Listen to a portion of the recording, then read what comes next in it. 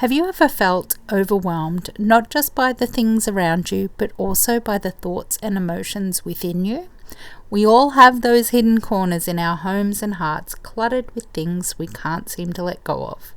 Did you know that clutter in our living spaces can significantly increase our stress levels and impact our mental health? Today, I stumble across a box of old letters and photos that I hadn't touched in years, and it made me realize how much emotional clutter I was carrying. It had a huge impact on my decluttering journey. It had me realizing that there are so many things that I need to let go when I move from this house.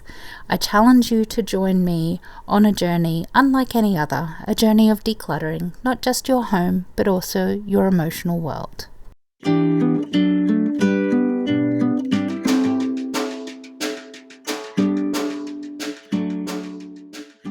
G'day lovelies, welcome to my semi-sorted life and another decluttering and packing video. As I mentioned in the beginning, this is a rather emotional one as I did find some old letters and photos. Talk a little bit about that in this at the end, but I did also want to welcome you. If you're new here, please check out the playlist listed below because that'll give you the whole ins and outs of why I'm decluttering so drastically right now. But the short story is that after 12 years of renting this property, our landlord is not renewing our lease. We suspect they will be reselling, so we are having to relocate unexpectedly. So that's the short story, and today we're concentrating on getting a lot of these, what I've been calling clutter boxes, sorted. So stick around. Okay, so these are the mugs that my husband was just going to put in here, but what I'm going to do is use the linen, put away all but what we currently have out and make do. So there's probably maybe one or two that could probably go, but I'd like to keep my redone ones. I do love those, but there's a couple that could go, so let's see how we go. So as discussed in earlier videos, I am a hoarder at heart. I tend to find an emotional attachment to pretty much anything, and mugs are no exception. I love my morning coffee, and I also can't go past a really cute little mug. However, I am now really conscious of purchasing any more, so my rule is that I am not to buy any more mugs until or unless one breaks or is no longer wanted, but I really don't need any more, and I am just setting that rule. Sometimes it isn't about decluttering, it's just about limiting new purchases.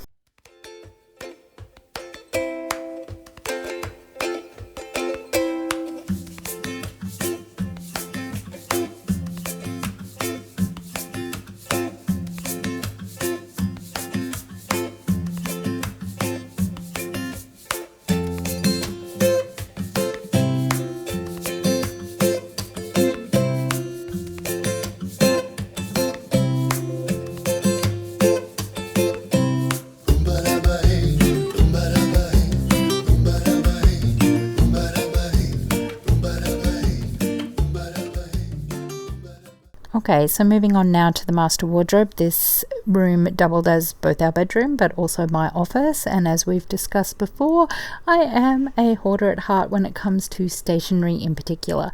So I am implementing the no more rule in this particular case as well. So rather than get rid of anything or much or anything that really I struggle with, I am just implementing that not to purchase anymore, and I certainly have enough stationery to last a lifetime, so that rule should be easy in theory. When we find a new place or are settled in our new place, then I do anticipate doing a big declutter again there, but right now with the stress of having to find somewhere and move somewhere and all of that, I'm just trying to pick my battles when it comes to what I'm struggling with and letting go of the things that I can't. So I do not have the capacity to fully get rid of a lot of stationery right now. That increases my anxiety. In fact, packing in general is increasing my anxiety. So I'm just, like I said, picking my battles with my own mental challenges. And I know that that's not overly satisfying for some people who just want to see a big throwout, but I am really, really trying, and I'm keeping it real. I could certainly throw things out and my stress levels would increase, but I just need to take care of myself as I'm a mum of 4, and my priority is my mental health.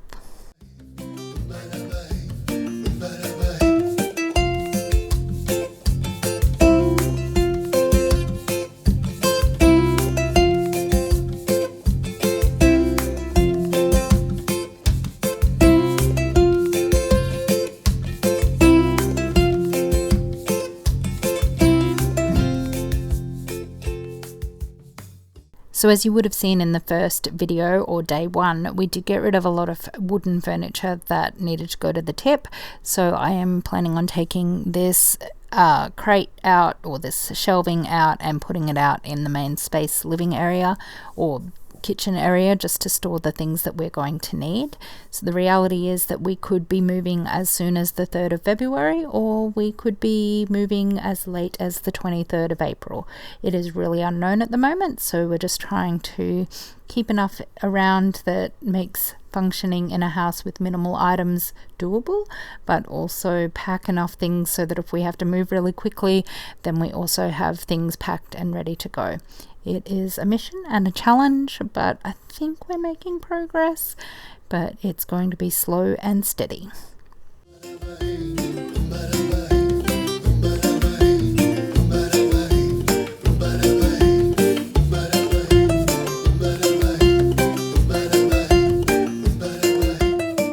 I actually picked this shelving up from Kmart several years ago for keeping extra stationery and things like that in my closet. So it has been very, very functional. I don't know if you can get it anymore, but I do recommend it if you can. It has been quite useful. It's light enough to, fit in certain spaces, but it's also functional enough to hold quite heavy items.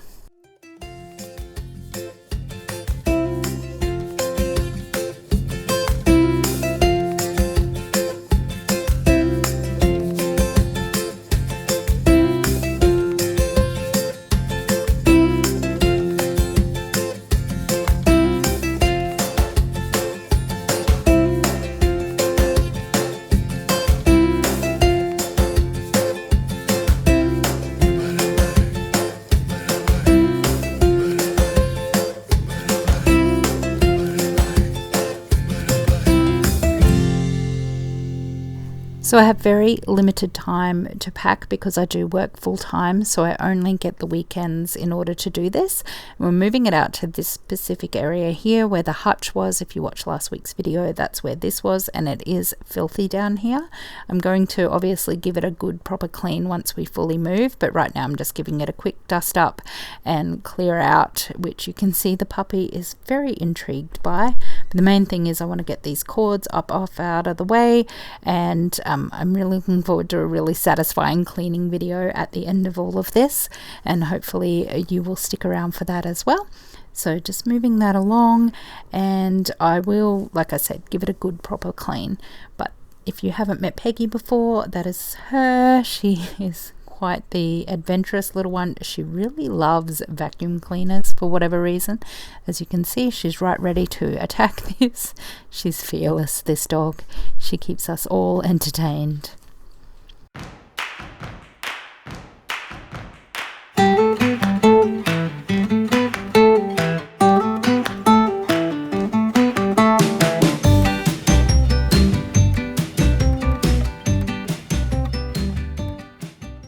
Okay, so I'm going to set myself up here, probably put something on YouTube, edit and go through all of this. So I anticipate this will be rubbish. There'll be other things to keep, but I'm going to just put them in a pile over to here.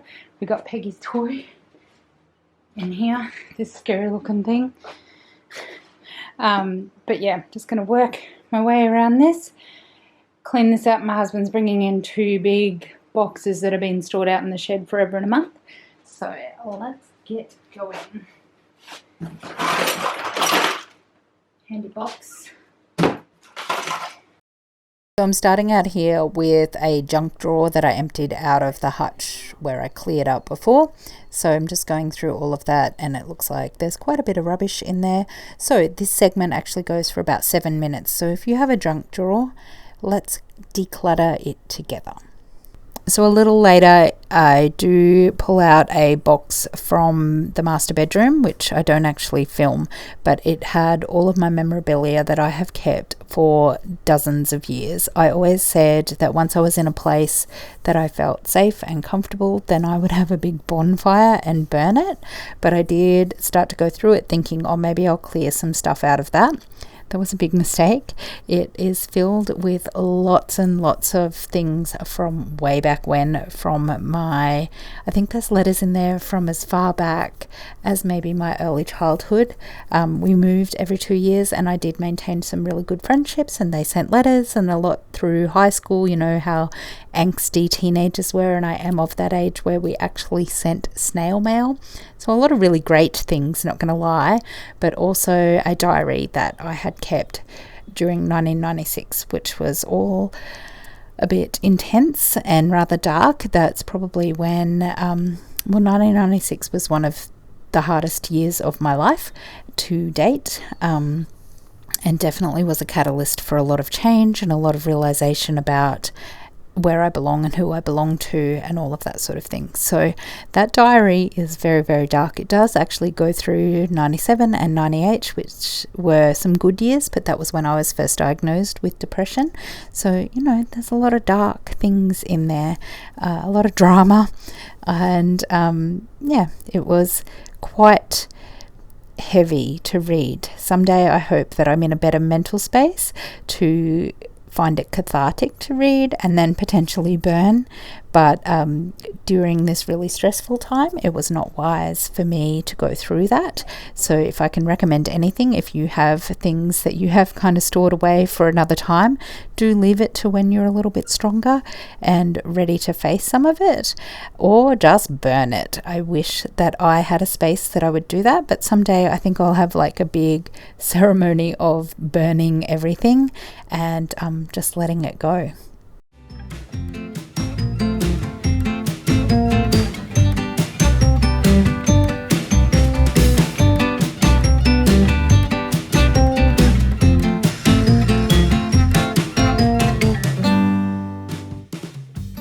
This part here is actually pretty easy. It's a lot of HelloFresh meals and dinnerly meal recipe cards and things like that. And the thing that I was asking myself during this time was, would I refer to these things if I needed to look back at them? And the reality is that so many things, including warranties and recipes and all of that sort of stuff, I would probably Google search before I would look through a stack of paper on my counter. So that was really easy to get rid of. I got into a bit of a rhythm here, just getting rid of anything that I thought that I could access electronically. So I just made that super easy. There are some things like memorabilia and things like that for the kids in particular that I did keep to one side. Stationery, again, was pretty hard for me to let go of, but I did my best. Some things will obviously be useful because my kids go back to school next week, so I really needed to keep some stationery for that sort of thing and to minimize the costs associated with that. The way that it works in Australia is that we, purchase, well, at least in Queensland at my children's school, we purchase the stationery for the kids for each class. So that's what we do there. My husband is obviously bringing in more and more things from the garage that I need to go through. Random things that have been stacked up for so long. I'm just going through and getting rid of it as much as I can. Things that I had kind of like just hided away for an inspection or something like that, and really they've just piled up, so it's just got to go. One of the habits that I hope to create in the new house is to just be a little bit more discerning on the things that I keep, or at least develop a habit or a routine around decluttering so that it doesn't get left this long ever again.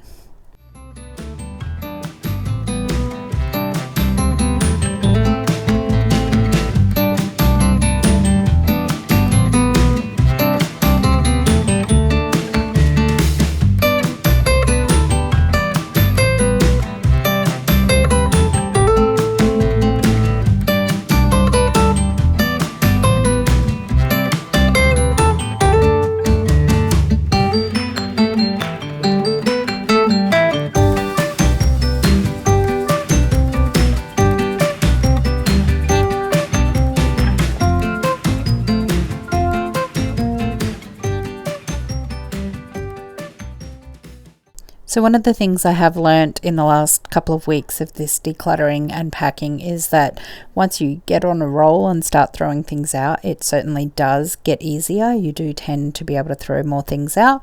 But then if you hit an emotional package or an emotional item or something, then it actually has the opposite effect, or at least for me. I really struggled getting rid of things in the end, and I do talk about that in future videos about how I'm struggling and what I'm doing to take care of myself in all of that. But sometimes, you know, like in this case, I'm just going through and it's like, bring the next box and bring it.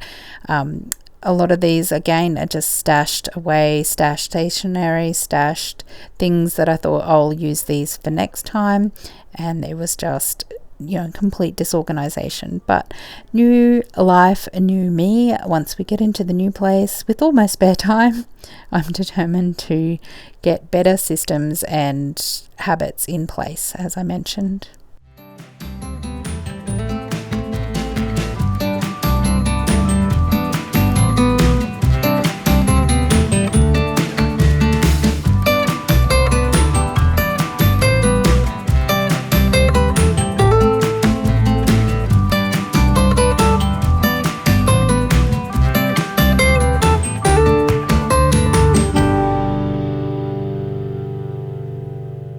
Okay, that was emotionally exhausting. I just went through some of the things. Oh, I actually found my diary from year 12, which was, let's just not go there. But let's see where all the rubbish ended up. So, got all the kids' memorabilia here. So, school photos, awards, special things, cards from when they were babies, that sort of thing. Then we got these two things are my memorabilia, and my husband's, there's combined in there.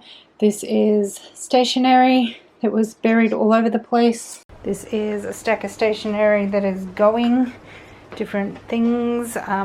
This is all the school books that they'll need for this year and other stationery supplies for school. So these two boxes were chock-a-block with rubbish, but I'm not sure where my husband ended up putting them, if he managed to fit them into the bin or what. Where is all of the rubbish that we had in those two things? Did you manage? Got them in the bins. You got them in. Righto. Red top bin is just full. Couldn't get another thing in there. Recycling has got a little bit of room. Okay, no worries. I was just